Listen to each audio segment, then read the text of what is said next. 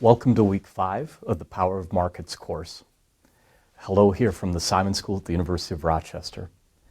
The last few weeks we've focused on consumer theory, looking through indifference curves and budget lines, how to better analyze consumer decision making, and then to apply it to pressing public policy issues like school choice and Obamacare. The next 2 weeks we're going to focus on producer theory and getting behind the scenes so we can better understand how producers make decisions. Now, 2 things we'll assume. First, that for any given output level, if producers are interested in maximizing profit, which again will be a core assumption, but that producers will need to take 2 steps. First, at any given output level, producers will want to minimize the cost of producing that output level. And then second, producers have to figure out what the right output level is. And that, as we'll see, will depend on the market structure in which they operate, whether it's perfectly competitive or imperfectly competitive. The next 2 weeks, we're going to focus primarily on the production side, minimizing the cost of producing any given output level. And we'll start first looking at production functions, at the way producers can mix together inputs to produce specified output levels. In a very simple case, we'll assume, as shown on this first page, that a certain output level of Q is a function of 2 inputs, labor and capital. Of course, in the real world, the production process is much richer than that. There are a variety of inputs. For example, if you're producing movies, if you're Paramount Pictures, you have to mix together producers, directors, actors, sound stages, places where the filming takes place, the actual filming stages. I need to mix together a variety of inputs. But let's simplify stuff to just 2 inputs here, labor and capital, L and K. We're going to assume that this production function is consistent with technological efficiency.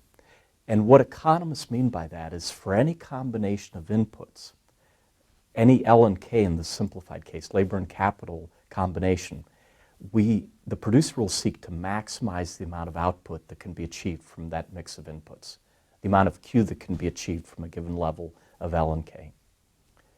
And let's look first in the short run. And what economists mean by the short run is that certain inputs are fixed, that they can't easily be varied. Let's say you're Nintendo and producing game consoles, Wii's, and there's unexpectedly strong demand around the holiday season. There's certain inputs, factories, that you may not be able to ramp up the physical space that quickly. You can add more shifts.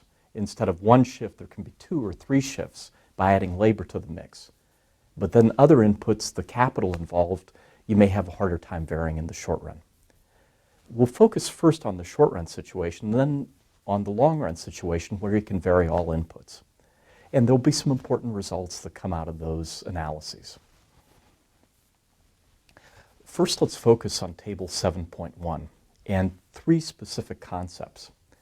We're going to assume in the first column that the amount of capital this producer has is fixed over the short run at 3 units. Again, a short run scenario, and that the only thing the producer can vary is the amount of labor that he or she devotes to the production process. And in table 7.1, the units of labor range from 0 to 9. The third column gives us total product, the total output or Q produced from 3 fixed units of capital and a different amount of labor in each different row. And as you see, adding labor up to 8 units keeps raising output, at least up to 7 units. At 8 it's flat, and then at 9 it actually declines. It's conceivable there are situations where, as in having too many chefs spoil the soup, that adding an additional input can be counterproductive. So we'll look at that special case as well. The fourth column measures average product to labor. And what this does is just divide total product in the third column by the number of units of labor used in the second column. So let's take a case where we're using 3 units of capital and 4 units of labor. So this would be the 5th row. total product's 40.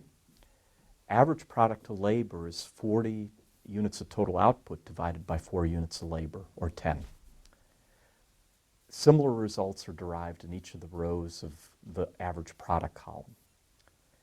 Marginal product, which we'll see is a very key element to analyzing production decisions, looks at how much total product changes for each incremental additional use of labor, the variable input. Let's move from the first row to the second row when we add 1 unit of labor. And what we find in that situation, total product goes from 0 to 5. So the marginal product is 5. If we add a second unit of labor from 1 to 2, total product goes from 5 to 18 units. So that second unit of labor, its marginal product was 13. It added 13 units of total output, and so on. And if we keep going down and we go, let's say, from 8 to 9 units of labor, the switch between the final 2 rows in this table, total product actually goes down. So the marginal product at that point is minus 4. It subtracts from total output by 4 units. And preceding that point, if we went from 7 to 8, that 8th unit of labor, its marginal product is 0. We've looked at it now in a table type setting, simply laying out the different output levels associated with a fixed amount of one input capital and different units of labor. And we've shown what average product is, marginal product in a table type setting.